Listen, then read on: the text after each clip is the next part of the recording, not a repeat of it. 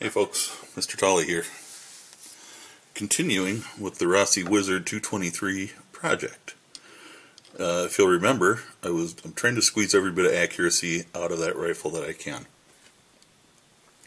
So, what I've tried so far is this is a 55 grain boat tail cannelord bullet. I run this bullet in my AR and it runs great. Accuracy is very good from both of my AR-15s. So, it sucked in the Rossi. Don't know if it was a twist rate. My ARs both have a 1 in 8 twist. The Rossi's 1 in 14. This one is a 50 grain Hornady varmint bullet. And I squeezed about 3/4 of an inch group out of this. Was the best that I got. Now there's some tweaking I can do, and I can probably get that down to the 1/2 inch that I'm looking for at 50 yards. Ideally, I'm going to get this out to 100 yards and it'll shoot 1 inch groups all day long. But this one didn't do it. Today I'm going to walk you through my process using this bullet. This one is a 52 grain Hornady hollow point boat tail match bullet. And you may ask, why Hornady? Well, it's the most available to me.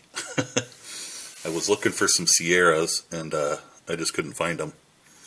So I think they were just out of them. And we're going to load this bad boy up today. We're going to look in here and find our load data.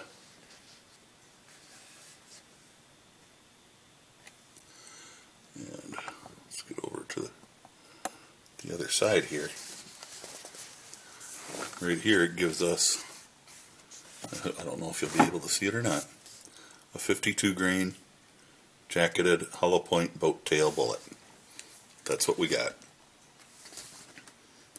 And that's the only 52 grain. So that's going to work. I did see 53 grain bullets there too. I don't have any data in here in this book for it, so I'd have to go to another book.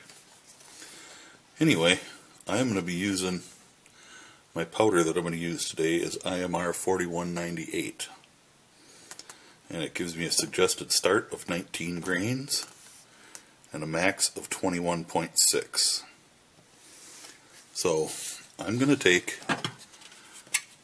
my MTM universal reloading trays. I love these trays. And I'm going to mark it 19. I'm going to start at 19 grains, and I'm going to go in 3/10 of a grain increments up to 21 point whatever. I won't run the max if it doesn't come up that way. So let's get set up. Alright, got my brass set up. This has all been, it's once fired brass. It's all been resized in my Lee sizing die, and then I tumbled it to get the lube off, and now we're ready to load it. So I'm going to go ahead and get it primed. I put them upside down in here to show me that there's no primer. After I prime them, we'll flip them over like that, and we'll know we're ready to load. So, we're going to start with this, get them primed up, and be back in a couple of minutes. Some priming cases, and I'm just using my Lee single stage press, and that's what I'm going to use to do all of this, all the work on these loads. Remember, this is a whole budget project, all the way down to what I'm doing with the ammo. The Hornady bullets, I think, were, I want to say they were about 18 or 19 bucks a 100. So they weren't too terrible bad, but they weren't too terrible good. But you know, this is just my Lee single stage press. I've got a primer crooked in there.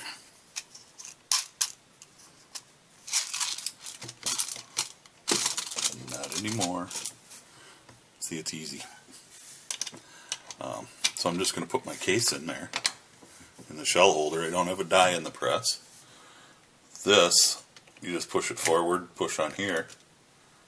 Well, I usually grab the sides and push it forward, but it's just a habit of mine. And it pushes the primer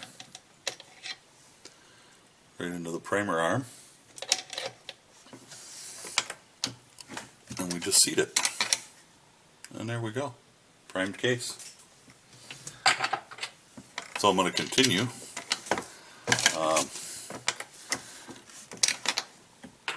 I sent Fortune Cookie 45 LC a message. Believe it or not, I've shot this video 2 other times.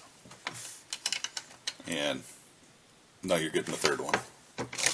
Something went wrong with each of the other 2, so. Fortune Cookie 45 LC has a whole video book on reloading Precision 223. He has some amazing equipment that he uses. And if you want to see really the equipment that you should be using to do precision ammo and how to do it, he has got a fantastic series on it. He's also working on a series for 308. And I'm not sure if he finished it or not. I'm behind on watching some of my videos. And Fortune Cookie 45 LC, his channel, he's the one that, his videos are what inspired me to start casting my own. So, now I cast all my own pistol bullets. But, I've got a few more of these to go. And we'll get these all primed. And then we'll start looking at how we're going to charge the cases. We will be trickling using a powder trickler